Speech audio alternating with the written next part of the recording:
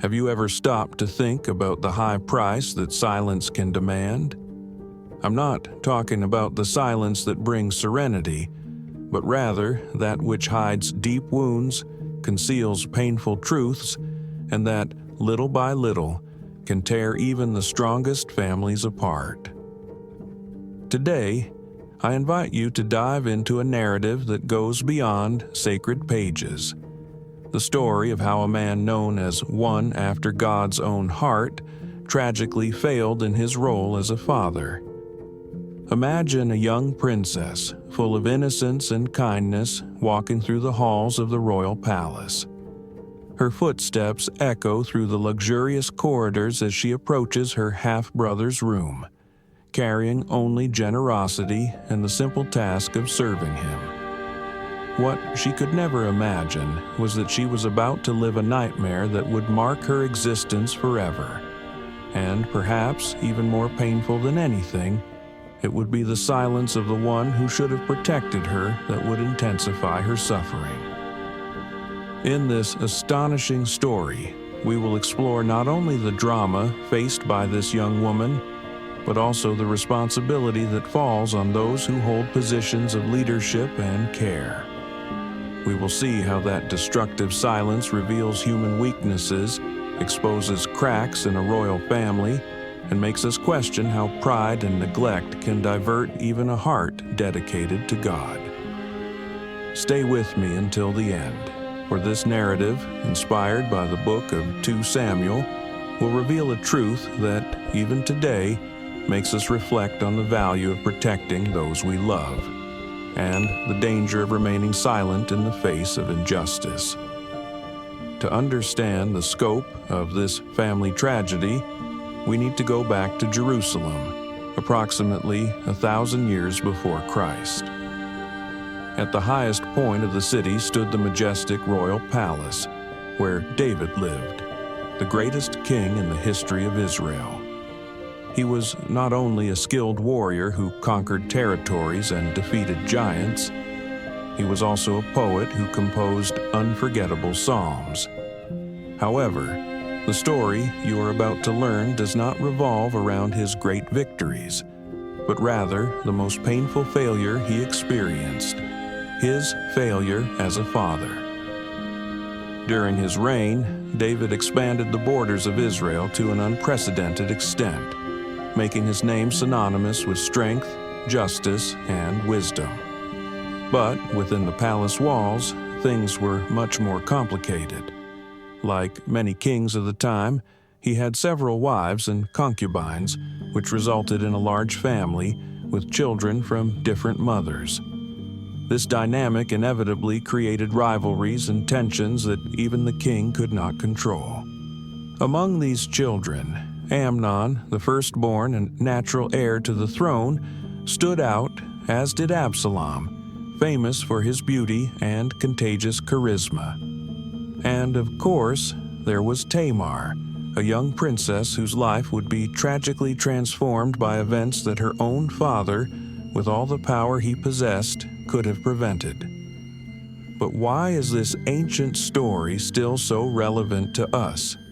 Because it reveals timeless lessons on how to lead within the home and how to recognize signs of danger before it is too late. It is astounding to think that a leader so wise and God-fearing was capable of neglecting the tensions that were forming in his household. How could someone known for the delicacy with which he composed psalms remain silent in the face of his own daughter's suffering? As we delve into the events that culminated in Tamar's terrible experience, we will identify 3 important signals that all parents should be aware of. After all, although centuries have passed, the family dynamics that lead to chaos can be surprisingly similar. This is a story about the influence of power, the bitter taste of betrayal, and the devastating consequences that can arise from the silence of one who should protect. It serves as a warning so that today we might avoid the same mistakes that one of the greatest kings in history made in his own home. Context and family tragedy. To understand the complexity that was forming within David's palace, we must go back to the period when he still reigned in Hebron, as mentioned in 2 Samuel 3. In that phase, the king had 6 sons with different wives: Amnon by Ahinoam, Chileab, Quilabe by Abigail, Absalom by Maacah, Adonijah by Haggith, Shephatiah by Abital, and Ithream by Eglah. Later, already in Jerusalem, the family continued to grow, and with it, the relationships within the palace became even tenser. Imagine vast stone halls filled with servants and officials, where half-brothers shared space, each carrying their mother's ambitions and their own expectations. It was common at that time for monarchs to have multiple wives, both for political and cultural reasons. However, this practice often generated internal disputes. Beyond the appearances of prosperity and power, these rivalries began to create cracks in the royal palace.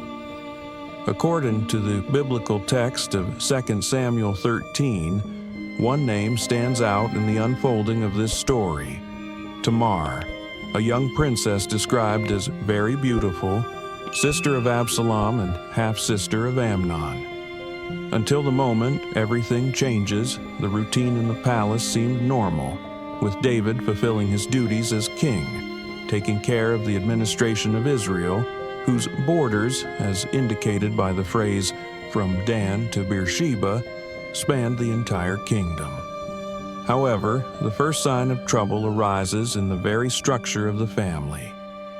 Being Amnon the eldest son, he naturally became the heir to the throne, and therefore enjoyed exclusive privileges that sparked envy among his siblings.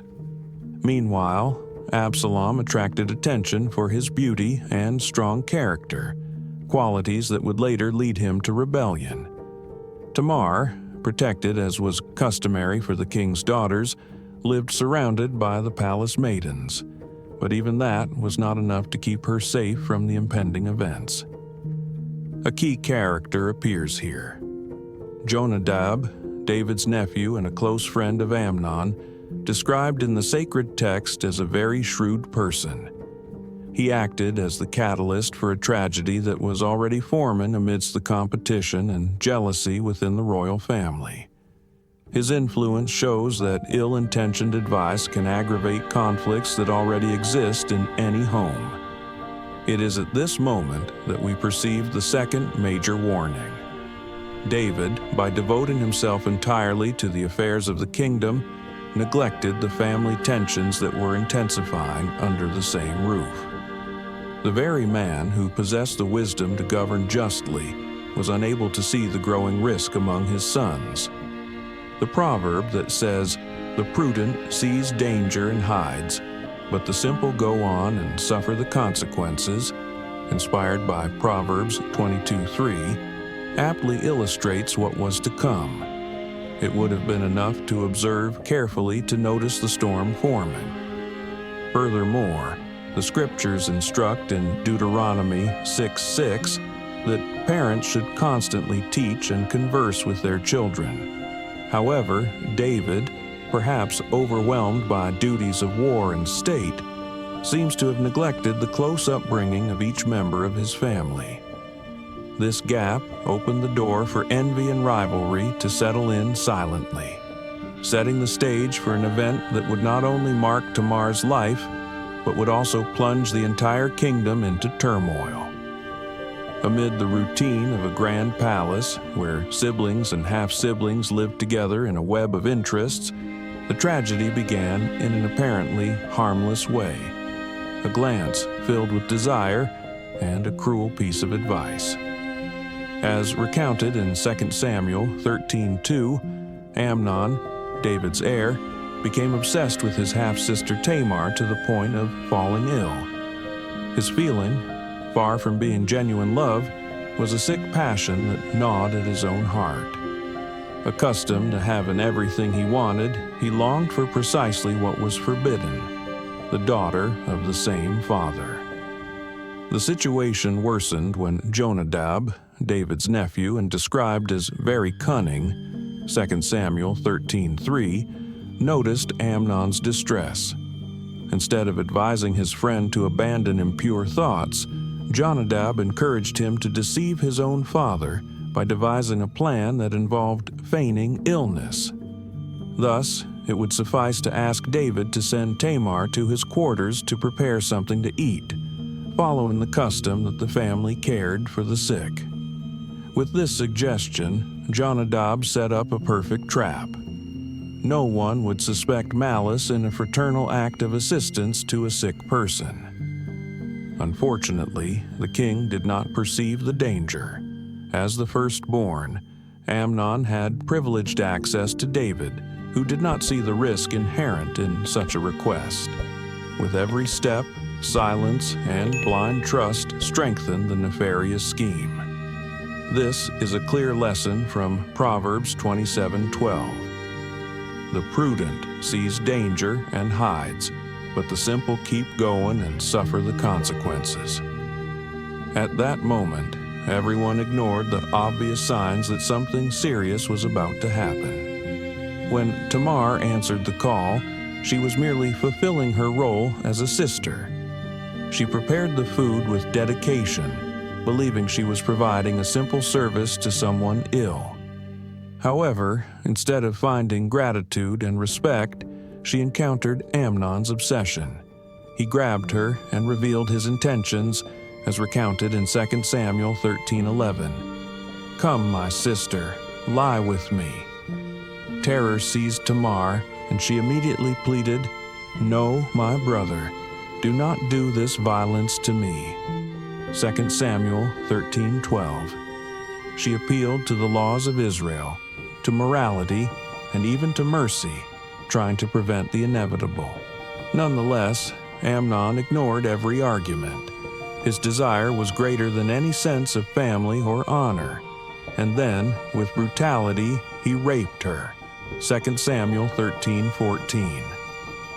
In that moment, Tamar's life took a dramatic turn, and the consequences spread like waves of destruction throughout the royal household. Ecclesiastes 7:26 mentions the danger of falling into traps laid by sin. Here, we see how ambition and perversion can dominate a person's heart, rendering them insensitive to any cry for justice or compassion. Thus, something that began with a slight indication of obsession transformed into one of the darkest episodes recorded in David's history. No one imagined that a simple visit to care for a sick relative would end in the ruin of an innocent young woman and lay the groundwork for a chain of events that would shake the entire kingdom of Israel. The violence committed by Amnon against Tamar becomes even more cruel when we observe what happens immediately afterward. As soon as the act was completed, the feeling he called love turned into deep hatred. According to 2 Samuel 13:15, the hatred he had for her was greater than the love he had once shown her. In one final blow of cruelty, Amnon expelled Tamar, adding public humiliation to an already terrible crime. Devastated, she covered her head with ashes and tore the colorful garments she wore, fleeing in despair. These gestures, common at the time, were signs of profound mourning and desolation. 2 Samuel 13:19. It is at this moment that the central issue of this story arises: David's silence. Upon learning of the incident, the king became extremely enraged. 2 Samuel 13:21. However, he took no concrete action in defense of his daughter. There was no punishment for Amnon, nor solace for Tamar. Many believe that the memory of his own errors, especially the episode involving Bathsheba, may have paralyzed him. Others suggest that David might have been torn between his duty as king and his love as a father. But, whatever the reason, the result was devastating. Tamar remained desolate, the perpetrator went unpunished, and in Absalom's heart, the seed of revenge was planted, a seed that would bear bitter fruit. That silence from David echoes as a warning to all parents and leaders. When those responsible for protection fail to act in the face of injustice, the consequences can extend for generations. Without receiving justice, Tamar isolated herself in Absalom's house, 2 Samuel 13:20, carrying wounds that were never healed. The palace, which should have been her place of safety, became the stage for her greatest trauma. The very silence that harmed Tamar also allowed Absalom's wrath to grow. As Ecclesiastes 8:11 teaches, when there is no punishment for an evil act, people's hearts lean even more toward wrongdoing. In 2 Samuel 13:22, we see that Absalom did not speak a word to Amnon after the crime. For 2 years, he harbored his hatred in silence until he had everything planned for revenge. The opportunity came during a sheep-shearing banquet, a typical celebratory event in those days. 2 Samuel 13:24. Absalom invited all the king's sons, insisting specifically on Amnon's presence. 2 Samuel 13:26. Even David, who was distrustful, hesitated to authorize the eldest son's attendance, but was eventually persuaded. That feast, which should have been a reason for joy, turned into an ambush. While Amnon was rejoicing over the wine, Absalom ordered his servants to kill him. 2 Samuel 13:28. In panic, David's other sons fled, and conflicting reports reached the king, making him believe that everyone had been killed. Jonadab, the same one who had helped Amnon deceive Tamar, reappeared to clarify that only Amnon had been slain. 2 Samuel 13:32. The pain of David as he tore his garments and threw himself to the ground. 2 Samuel 13:31. Revealed a father torn between grief and guilt. Absalom fled to Geshur, where he remained for 3 years. 2 Samuel 13:38. Even after so much tragedy, David's heart longed for his son, despite all that had happened. 2 Samuel 13:39. This cycle of violence and silence highlights how one mistake can trigger even worse ones.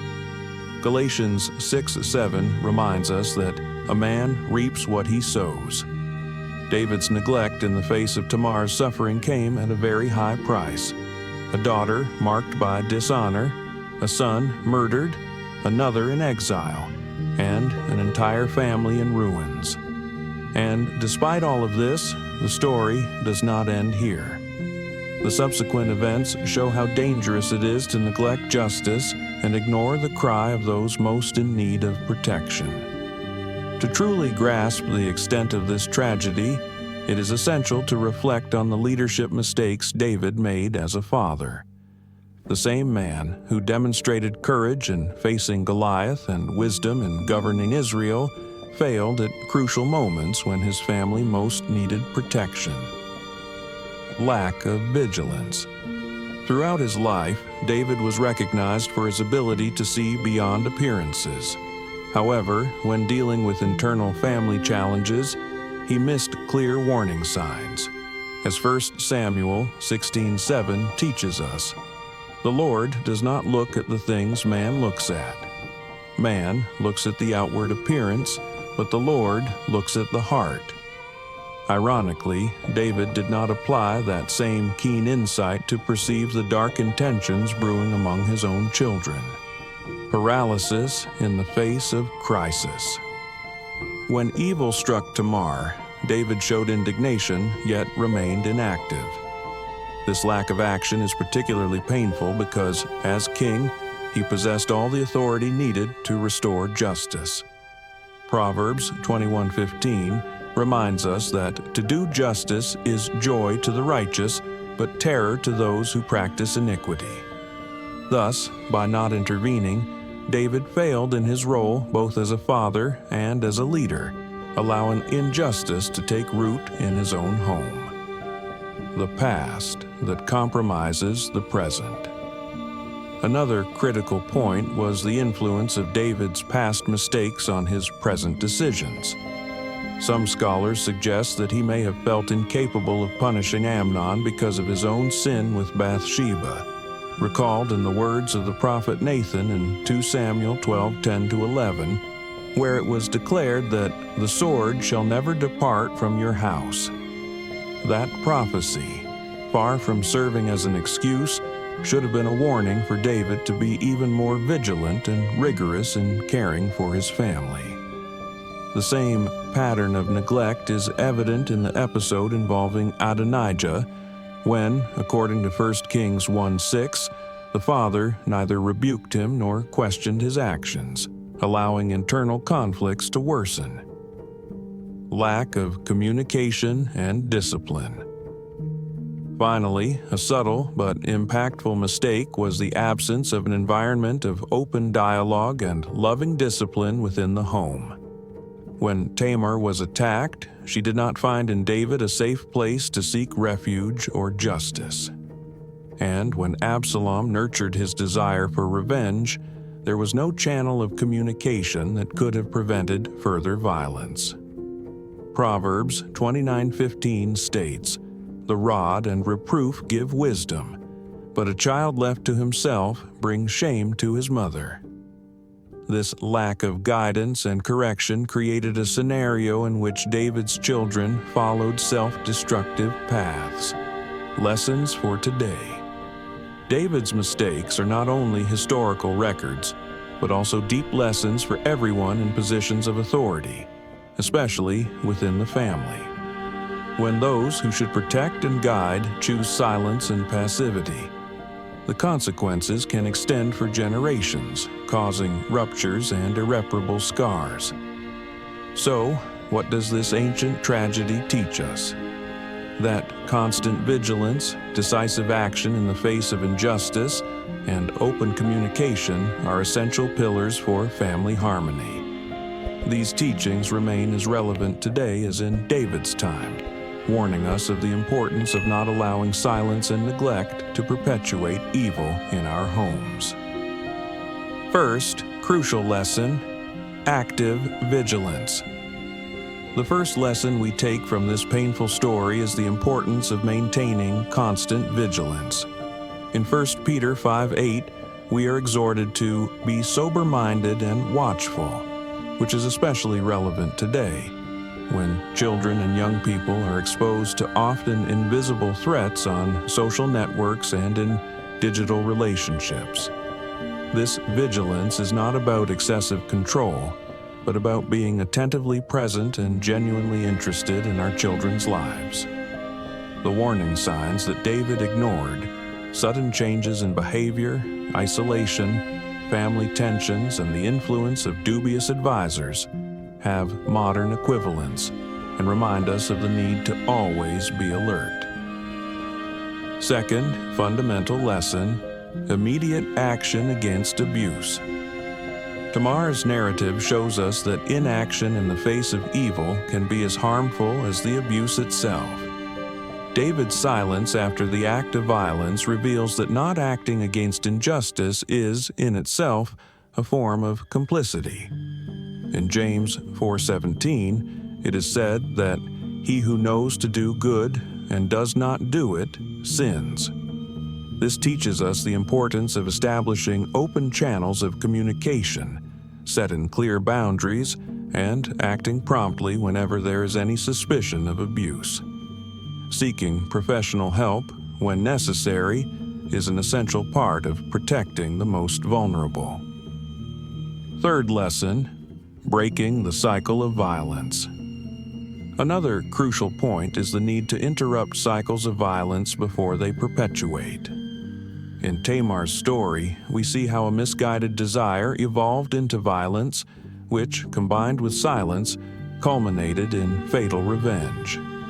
In Galatians 6:7-8, we are reminded that a man reaps what he sows. For today's families, this means identifying and addressing toxic relationship patterns, promoting the peaceful resolution of conflicts, and encouraging forgiveness, while not neglecting justice.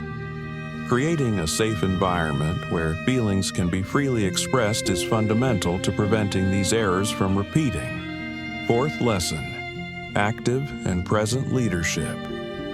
Effective leadership requires daily presence and involvement. Proverbs 22:6 states, "Train up a child in the way he should go, and when he is old, he will not depart from it." This calls for more than just good words. It requires leading by example, actively participating in your children's lives, and establishing regular moments of family connection. The presence of a leader who genuinely cares can make all the difference in preventing crises and creating a harmonious home where family members feel safe to seek help. The importance of breaking the silence. Finally, we learn that silence, driven by fear, shame, or the desire to maintain appearances, cannot prevail when it comes to protecting the vulnerable. Ephesians 5:11 instructs us to have no fellowship with the unfruitful works of darkness, but rather expose them.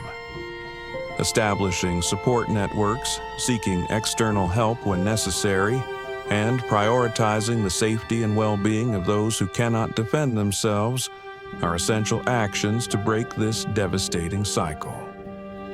These lessons go beyond mere suggestions. They are fundamental principles to preserve the health and integrity of families. Tamar's example warns us that the price of silence and neglect can be incalculable, affecting generations.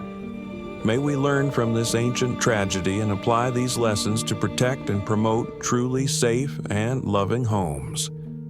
To strengthen and protect our homes, it is crucial to turn these lessons into practical, immediate actions. Consider these steps that can be implemented. Establish regular family dialogue. Do not wait for problems to arise to start a conversation. Create daily communication spaces following the guidance of Deuteronomy 6:7. "And you shall talk of them when you sit in your house, and when you walk by the way, and when you lie down, and when you rise." These moments can take place during meals, walks, or before sleeping, ensuring that everyone feels heard and valued. Develop a family safety plan. Get to know your children's friends and social circles. Set clear rules about internet and social network use. Establish protective measures, such as emergency passwords, and keep emergency contacts updated. A well-structured safety plan helps prevent risky situations and allows for quick action when needed. Seek preventive professional support. Investing in preventive care can make all the difference. Regularly consult with doctors for checkups and consider enlisting the support of a family counselor or therapist. These professionals can help identify and address problems before they escalate into major crises, maintaining everyone's emotional and physical well-being. Strengthen family bonds. Togetherness and unity are essential. Encourage family meals, shared activities, moments of prayer or joint reflection, and celebrate family achievements and milestones. These practices help build an environment where love and understanding prevail, strengthening the bonds among family members. Remember, there is no perfect family, but there are families that strive to remain vigilant and prepared. As Proverbs 24:3-4 teaches us, "By wisdom a house is built, and through understanding it is established. And by knowledge its rooms are filled with all precious and pleasant riches." The story of Tamar, Amnon, and David is not merely an ancient account, but a mirror reflecting challenges that still affect many families today. The silence that destroyed a royal family continues to be a threat to contemporary homes. However, unlike Tamar, we do not have to bear the weight of the ashes alone. And unlike David, we can choose to act rather than remain paralyzed by the past. Nor must we allow destructive impulses to determine our children's destiny, as happened with Amnon and Absalom. As Isaiah 61:3 affirms, the Lord promises to give those who mourn in Zion beauty instead of ashes, the oil of joy instead of mourning, and a garment of praise instead of a spirit of despair. That promise of restoration is within reach of all families willing to break the cycle of silence and neglect. The choice lies before us. We can repeat the mistakes of the past or become agents of change and protection in our homes. The price of silence is far too high to ignore. It is time to speak, to act, and to protect. Often, breaking the silence is the first step to restoring peace and ensuring a safer, more harmonious future for our families.